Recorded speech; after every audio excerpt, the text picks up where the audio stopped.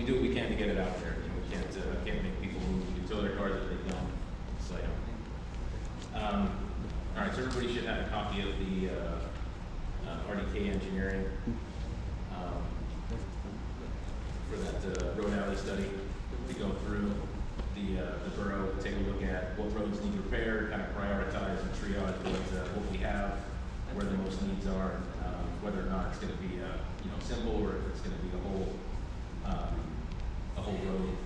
road redo with stormwater and all that kind of stuff. So just kind of get an estimate of where the rest of the road has been done and where we're at with the rest of it. So we came in with that $3,750 for the proposal here, and with the borings not being included in that if they're required at all, so that would be an additional cost.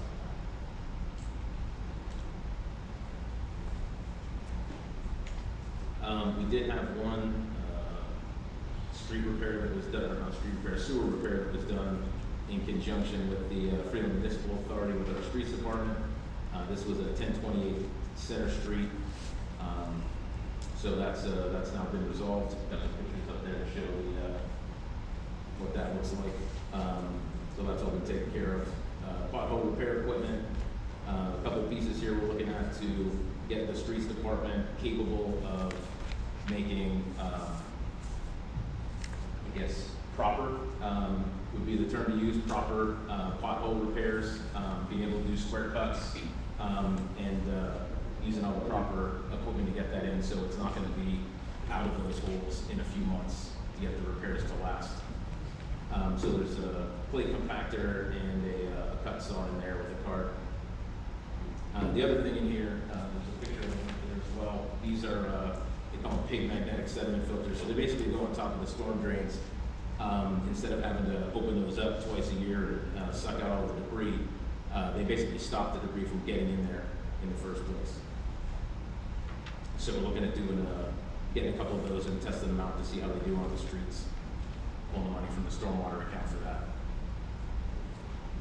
We've got multiple applications in for part-time work with the streets, so we'll be taking a look at those and seeing what we have coming up, whether or not there's need for that.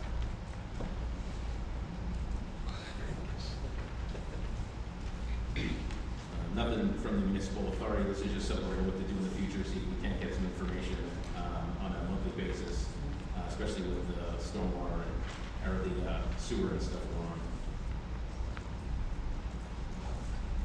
Buildings and grounds. So we had a solar feasibility study done. This one's kind of a little packet that everybody's got there. Basically what it comes down to is in order to do any type of solar here, even not to do the solar, the roof on the building is in pretty poor shape. Certainly if we were going to do anything like this, that's a major concern because we're looking at a minimum of 25 years before we're going to be up there doing anything. So we've got the proposal for the replacement of the roof and all the numbers on what that system would generate. So looking at a 77 kilowatt solar system.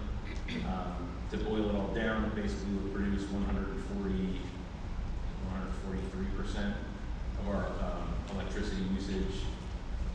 Even factoring in the fact that we'd be using electricity for both heating and cooling at that point, it still would be 154% of an offset, is what we're looking at in numbers. So being able to generate more electricity than we use, and looking at a net system cost of about $60,000 for the solar system. 40% of the bill is paid for with a grant right off the bat. There are tax credits. There's a repayment that's built in from PP&L because we would be assisting in generating clean renewable energy. So they would actually be paying us to generate that on top of our savings. So it is a substantial cost overall for the solar system and the roof. So something we would obviously not be paying out of pocket, but something I think we should definitely look into doing on the building here. It would also include obviously changing our entire HVAC system, moving that all over to high efficiency systems, none of these rooftop units. It would all be small units. We'd be able to generate heat where it's needed, save a lot there as well.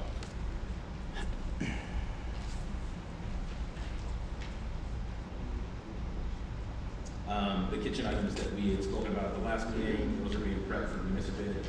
I know you guys were just talking to Tom today about it. We're gonna get pictures this week on the hand sanitizer, the 5-gallon buckets. We've got 40 to 50 of them up there. So we're gonna get that stuff up. Should be up there in the next week or two.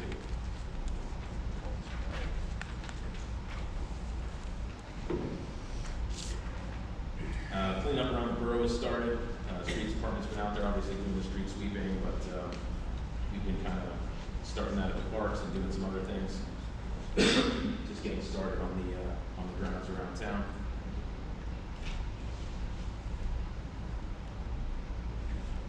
All right, next up, ambulance. Oh, fire, sorry. Yeah, I talked to the chief beforehand.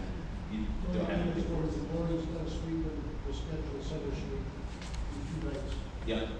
Blow it all. We'll wash it off, and it's going to be this week. Perfect. Perfect. Thanks. We'll coordinate that out, because those guys will go on. Yeah, appreciate it. Thanks, sir. All right, so on the ambulance, the main thing we've got here is obviously the community bank information on the loan. So this was the first time we reached out. They gave us that quote.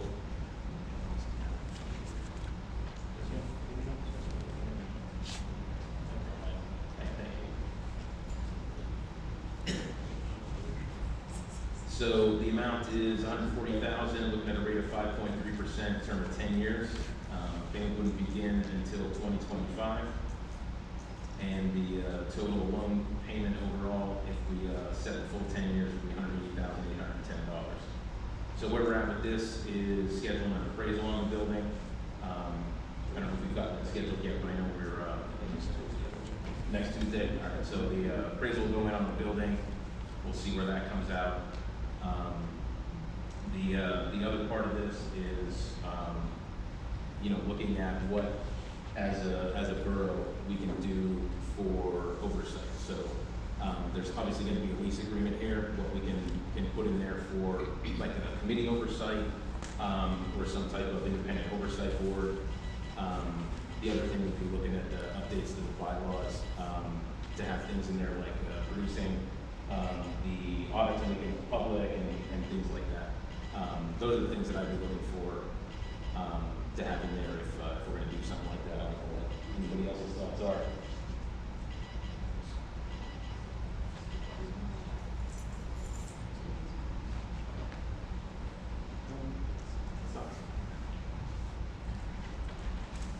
All right, moving on to rec board. So we had the Hazleton Mustangs have started their practices and games. Had one game, a couple of practices. Unfortunately, I wasn't here for any of it, so I only got secondhand info. From what I heard, it went pretty well. There's some hiccups on our end with getting the water turned on and bathrooms open and those types of things, but shouldn't be any issues on that moving forward. Excuse me. We'll have the agreement ready for our meeting. The solicitor's still working on that, so we'll have that ready to go for our meeting next week. A few of us on council have had conversations with the YMCA. This is the Wyoming Valley YMCA. Yesterday and today, they're meeting to vote on the Freeland line becoming a part of their organization and not staying independent. So they'll join the other 3 YMCAs that have already grouped up, including Hazleton, Wyoming Valley, and I believe Pittston. Maybe the 4th one. Not 100% sure on that. So what we were talking to them about was a partnership at the parks. They're looking to expand their services to include childcare here in Freeland, which I think is greatly needed. I don't know that there's any childcare facilities commercially that are still running in town. I know that there were a few back in the day. My mom had one. There was a kid's kitty castle, but I don't know that they're ready. So for people who have kids in town that need childcare, I don't know where they're getting it from. But having the Y put that on, I think would be excellent. Obviously, they're looking to use the park for a lot of their other programs that they do during the summer. There was talk, some of the things that they do are providing food for children during the day. I know we've got another proposal here to talk about from Freeland. Looks like the school's looking to do something like that already, so maybe not that here. But they are looking to work with us on applying for a DCNR grant for improvements to the public park. And that would need to be in by May 31st. So I talked with the rec board a little bit and was trying to get some input from them at their last meeting. It doesn't look like we have anything specific going for that particular grant, so I think that would be beneficial for us. They were looking to put a fence in the park. They had sent over a picture that had the fence covering all of Sable, the area that crosses over the parking lot by the PGA property, and then extending out onto Front Street about 75 or 100 feet. The only issue that I saw there was the walking path was obstructed, so looking at moving that fence up so it doesn't include the walking path at all, basically make a big triangle out of that corner. Lots of other things in there for that grant would be adding like mulch around the big roots, around the larger trees, and adding dirt where needed. A whole bunch of other stuff in there. What they were looking for from us was some information on what we feel the park needs, so that they can add that to the grant. Again, I was working with them. We're going to try and get a list together of what the rec board thinks we need, and then council will talk about that next week. See if we can get out for that. The Easter egg hunt, I won't talk about it much today, but rain or shine, it still went on. Again, wasn't here for that, so missed out on it, but seems like that went really well. Thank you, Marilyn, for corralling those kids inside. Everybody said you did an amazing job with it, so thank you. There was a disappointment of Melissa Kilkinda to the rec board. We'll be addressing that at our next meeting. That was left off of the March meeting. We weren't able to get it on the agenda, so I apologize to you guys for that. We're not here for this evening, so we'll move on to the correspondence we got. So we got one from the American Legion. Looks like they're requesting approval for their annual Memorial Day parade to be held on Monday the 27th.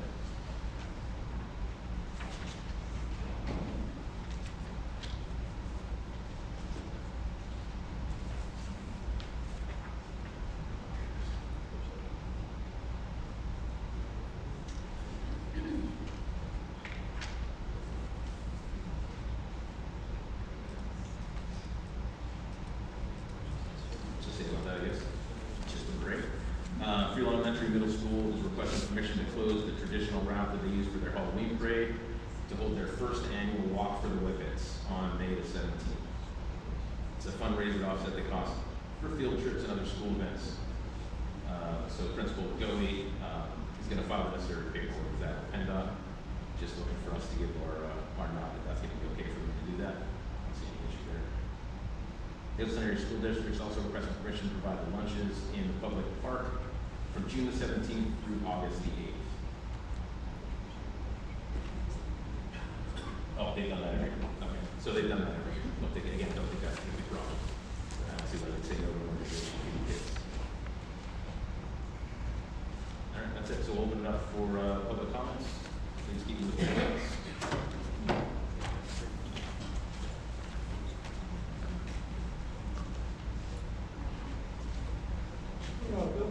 From Street. A couple questions about the finance records that I reviewed from the ambulance. The 990 forms, there were none for 2022 and 2023. Why weren't they filed? They were. I don't know why they're not there. Can you get them here? Yeah, we have them already. They weren't here when I checked last week. I'll have to check. I don't know why. Okay, 2022 and 2023 is not there. At the February council meeting, the Freeland Borough Council Mayor, who's also the ambulance board president, said, and I quote, "The Freeland Community Ambulance will be back in operation by March 1st, or not at all." This was reported in the local newspaper, and I have a copy of it. And I asked what happened. I don't know who put that quote in. If it was him, I It don't was know. quoted by the mayor at this meeting, Okay, and you were here. yeah, but I'm not the one that had anything to do with the paper article, so I don't know that part of it. Okay. I don't know who the quote came from. It came from the mayor. Okay. And I have a copy of that. We are still paying the bills for the light, the electric, the phone, all of that. And at this point, if the building gets sold, and it gets sold to whoever, then they could technically go back in operation if there's still a place to go. Because we still own all the equipment that has not been sold. So the answer was that would happen if we had no funds. We have, with the monies that's come in from previous bills that are finally going through, we've been able to keep the stuff afloat. So that date has been pushed back, and we don't know a new date at this point. Okay, so that quote that was in the paper is not true then? I have no idea who made the quote, so I Quote can't was answer. made by your mayor, it was the president of Right. your board. If he did, I don't know that he made it. Okay, but I'm just everybody saying, was here, everybody was here and they heard. Bill, I'm not arguing with this, I just don't know. Okay, I don't, that's I fine. can tell you that's what the board's decision was, okay? Okay.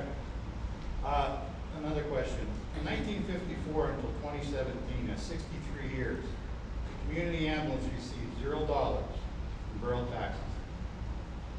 From 2017 to 2023, for 7 years, the community ambulance received over $300,000 in tax revenue from the borough. And during those 7 years, 4 out of those 7 years, they operated in the red, according to the records that I reviewed here. I have copies of them, I'll show them to you. And it says here, the Freeland Community Ambulance excess of receipts over disbursements for 2017 to 2023. There was a loss of $201,591 for those 7 years. The reporting of the years was from August of each year, August to August. Last year alone, it was reported they lost $159,877. I think you really seriously have to look at the finances before you do any more investments into any buildings or anything else.